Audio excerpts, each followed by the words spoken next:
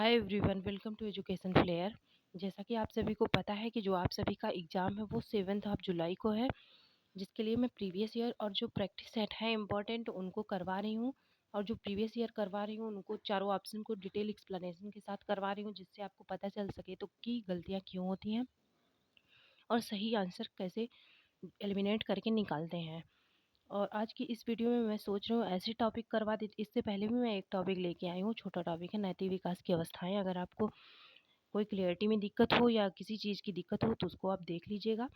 और अब मैं सोच रही हूँ कि टाइम कम बचा है तो छोटे छोटे जो टॉपिक हैं जिनसे क्वेश्चन हर हाल में बन ही जाते हैं, ऐसे टॉपिक करवा देती हूँ एक एक पार्ट में।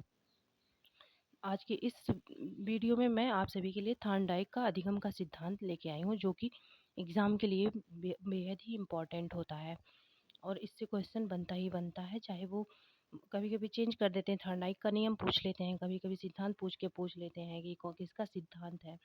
और अगर आप सभी चैनल पे नए हैं तो प्लीज़ सब्सक्राइब कर दीजिएगा। ऐसे वीडियो आप सभी को मिलते रहेंगे और हेल्पफुल होंगे। चलिए देखते हैं थॉर्नडाइक का अधिगम का सिद्धांत। सबसे पहले तो इसमें ये पूछा जाता है कि थॉर्नडाइक का जो अधिगम का सिद्धांत है वो कौन सा है, क्योंकि पॉलो ने भी दिया है, पियाजे ने भी दिया, उनका जो थाट है उसका भी नाम है और इससे मिलता जुलता नाम है, तो लोग कंफ्यूज हो जाते हैं कि इनका कौन सा नाम है। इसलिए एग्जामिनर भी इससे क्वेश्चन बना देता है थॉर्नडाइक का अधिगम का सिद्धांत कौन सा है, उसका नाम क्या है। उसका जो फर्स्ट नेम है वो है उद्दीपन अनुक्रिया का सिद्धांत, क्योंकि ये उद्दीपन और अनुक्रिया के बीच में जो रिलेशन होता है वो रिलेट कर देता है। आप सभी को पता होगा कि जो थॉर्नडाइक ने अधिगम का सिद्धांत जिस पे रिसर्च किया था वो थी क्या भूखी बिल्ली। भूखी बिल्ली पे इन्होंने रिसर्च किया था। भूखी बिल्ली को पिंजरे में बंद कर दिए थे और इसके बाद बाहर भोजन रख दिए थे और पिंजरे का जो खटका होता है उसको चढ़ा दिया था। और इन्होंने सोचा कि देखें ये खोल के भूखी बिल्ली बाहर आ पाती है कि नहीं।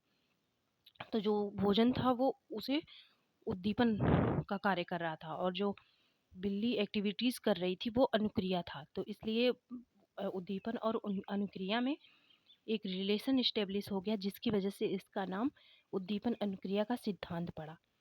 फिर नेक्स्ट वाला देखते हैं प्रयास एवं त्रुटि का सिद्धांत। बिल्ली ने बार बार प्रयास किया कि वो बाहर निकल के जाए और भोजन को कर ले, क्योंकि वो बेहद भूखी थी। उसने बार बार प्रयास किया, फिर त्रुटि हो गलती कर दी। फिर प्रयास किया, फिर वो फेल हो गई, नहीं खोल पाई। जो उसका लगा हुआ था खटका वो नहीं खोल पाई, बाहर नहीं निकल पाई। लेकिन वो अगेन एंड अगेन प्रयास करती रही, जिसकी वजह से वो एक बार जो है खटका गलती से खुल गया और वो बाहर चली आई। इसलिए प्रयास एवं त्रुटि का सिद्धांत बोले थॉर्नडाइक इसको। कि अगर कोई इंसान कोई भी चीज़ है उसको सीखना चाह रहा है, भले ही बार बार गलती हो जाए, भले बार बार वो प्रयास करे और बार बार गलती हो जाए, लेकिन वो एक समय आएगा कि जब उसे उससे गलती नहीं होगी, वो उस चीज़ को सीख चुका होगा। थॉर्नडाइक के अकॉर्डिंग ये है। चलिए नेक्स्ट वाला, इसलिए इसका नाम प्रयास एवं त्रुटि का सिद्धांत रखे। नेक्स्ट वाला देखती हूँ, अगर मैं समझा के बताई रहूँगी तो आप सभी को याद हो जाएगा। चलिए नेक्स्ट वाला देखती हूँ। थर्ड वाला जो है वो है संयोजनवाद का सिद्धांत। संयोजनवाद का सिद्धांत मतलब इसमें संज्ञानात्मकता आ गई। उससे जो बिल्ली थी उसके अंदर संयोजनवाद आ गया, उसको ज्ञान हो गया बार बार प्रयास और त्रुटि करने से कि ये जो है बंद किया हुआ है या ऐसे ही खुलेगा खटका। नेक्स्ट है फोर्थ वाला प्रयत्न एवं भूल का सिद्धांत। वो बार बार प्रयत्न करती थी, प्रैक्टिस करती थी, कोशिश करती थी, लेकिन क्या होता था, भूल जाती थी। एक बार गलती से खुल गया, लेकिन दोबारा जब वो खोलने का ट्राई की तो क्या हुआ, नहीं खोल पाई, असफल रही, खोल नहीं पाई। फिर उसने प्रयत्न किया, फिर वो भूल गई। इसलिए प्रयत्न एवं भूल का सिद्धांत। फिर थॉर्नडाइक ने बताया कोई भी अगर काम हमें एक बार आ गया तो उसका बार बार अभ्यास करते रहना चाहिए, नहीं तो हम उसे भूल जाएंगे। तो फोर्थ वाले सिद्धांत का इन्होंने नाम रखा प्रयत्न एवं भूल का सिद्धांत। नेक्स्ट देखते हैं, यही चारों नाम है, एक बार फिर से देख लीजिए। उद्दीपन अनुक्रिया का सिद्धांत, प्रयास एवं त्रुटि का सिद्धांत, संयोजनवाद का सिद्धांत, प्रयत्न एवं भूल का सिद्धांत। ये चारों सिद्धांत थॉर्नडाइक के हैं। ये सिद्धांत इन्होंने 1913 में दिया था। कभी कभी पूछ लेता है ये कहाँ के वैज्ञानिक हैं, तो ये एक अमेरिकन वैज्ञानिक हैं। ये एक अमेरिकन वैज्ञानिक है। नेक्स्ट देखते हैं। हाँ, यह सिद्धांत अमेरिकन वैज्ञानिक थॉर्नडाइक के द्वारा 1913 में दिया गया था। यह प्रयोग थॉर्नडाइक ने एक भूखी बिल्ली पर किया था। मैं बताई थी ना, एक भूखी बिल्ली पर किया था, क्योंकि जब वो भूखी रहेगी तभी तो उसे जो भोजन है वो उद्दीपन का काम करेगा, उसे एक्साइटेड करेगा। चलिए नेक्स्ट देखते हैं। थार्डाइक ने अधिगम के नियम दिए हैं। थार्डाइक ने अधिगम के नियम दिए, इसके बाद इसको सिद्धांत को करने के बाद उन्हें जो फील हुआ उस हिसाब से उन्होंने अधिगम का नियम दिया। उन्होंने पहला जो नियम दिया वो दिया तत्परता का नियम। तत्परता के नियम में उन्होंने ये बताया, यह नियम कार्य करने से पूर्व तैयार किए जाने पर बल देता है, जिससे बालक उसे शीघ्र सीख लेता है। आप अगर ज़्यूम करिए कि कोई भी बच्चा है, कि कोई भी आप चीज़ उसे सिखाने जा रहे हैं, अगर वो तत्पर है, एकदम रेडी है, वो एक्साइटेड है उस चीज़ के लिए, तो वो जल्दी सीख लेगा। लेकिन वही दूसरा बच्चा है, अगर वो एक्साइटेड नहीं है, उसे इंटरेस्ट जो होता है ना, इंटरेस्ट उसे नहीं आ रहा है, वो नहीं एक्साइटेड है, तो वो सीख नहीं पाएगा। ठीक है? इसलिए कोई भी कार्य करने से पहले बच्चे को पहले क्या किया जाता है? तैयार किया जाता है उस कार्य के लिए। उन्होंने बताया कि उसे तत्पर किया जाता है। तो इसलिए इनका पहला जो नियम है वो है तत्परता का नियम। ये अधिगम के लिए है कि अधिगम के लिए ज़रूरी क्या-क्या है, इसलिए इन्होंने नियम दिया है। तो उन्हें पहला जो नियम लगा ज़रूरी, वो लगा तत्परता का नियम, कि बच्चे का तत्पर रहना सीखने के लिए बहुत ज़रूरी है। नेक्स्ट देखते हैं, सेकंड वाला है। उन्होंने सेकंड वाले में बताया कि अभ्यास का नियम।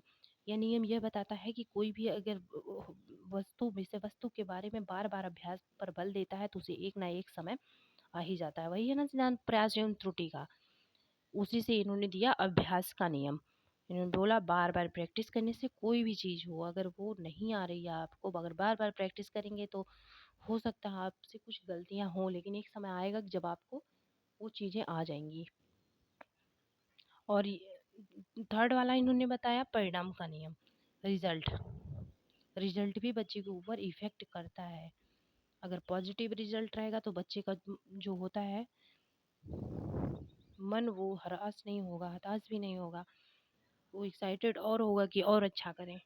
चलिए देखते हैं, इस नियम को संतोष या असंतोष का नियम भी कहते हैं। इस नियम का सेकंड नेम भी जान लीजिए, इसे संतोष या असंतोष का नियम भी कहते हैं। इस नियम के अनुसार जिस कार्य को करने से, ये बता रहा है ना, जिस कार्य को करने से प्राणी को सुख मिलता है उसे वो बार बार करना चाहेगा। अगर उसे सुख मिल रहा है, अच्छा लग रहा है, तो उसे क्या करना चाहेगा? वो बार बार करना चाहेगा। इसलिए परिणाम पर डिपेंड करता है अधिगम। बार बार करेगा तो अधिगम होगा। इसलिए अधिगम किस पे डिपेंड करता है? परिणाम पे। तो इन्होंने तीसरा नियम दिया परिणाम का नियम। अगर वहीं उस कार्य से उसे दुख मिल रहा है तो उस कार्य को वो कभी नहीं करना चाहेगा। तो दुख सुख क्या है? परिणाम है। इसलिए उन्होंने बताया परिणाम का नियम। अगर कभी नहीं, अगर दुख मिल रहा है तो वो कभी नहीं करेगा, और सुख मिल रहा है तो बार बार करना चाहेगा। सुख को संतोष से लिया गया है, दुख को असंतोष से।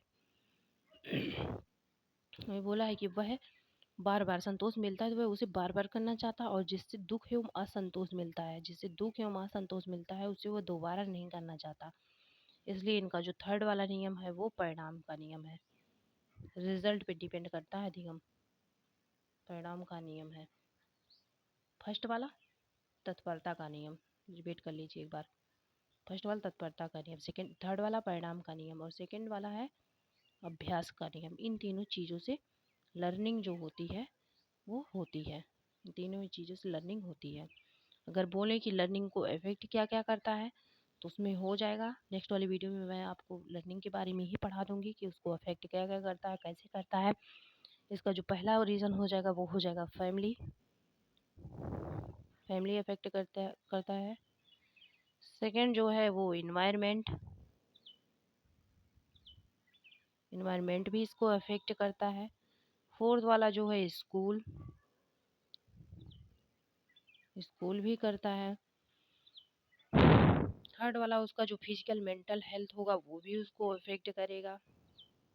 फिजिकल और मेंटल हेल्थ होगा वो भी उसको अफेक्ट करता है। ये पेपर में पूछ लिया जाता है कि इसमें से क्या अधिगम का जो है, अधिगम को अफेक्ट करता है, अधिगम का विकास पे किसका असर पड़ता है और किसका नहीं, अधिगम में किसका योगदान होता है किसका नहीं। ये सब जैसी चीज़ें हैं जिनका डायरेक्ट रिलेशन होता है लर्निंग से। इसको मैं नेक्स्ट वीडियो में करवा दूंगी। अगर आपको अच्छा लगे तो प्लीज़ वीडियो को सब्सक्राइब लाइक कर दीजिएगा। Thanks for watching.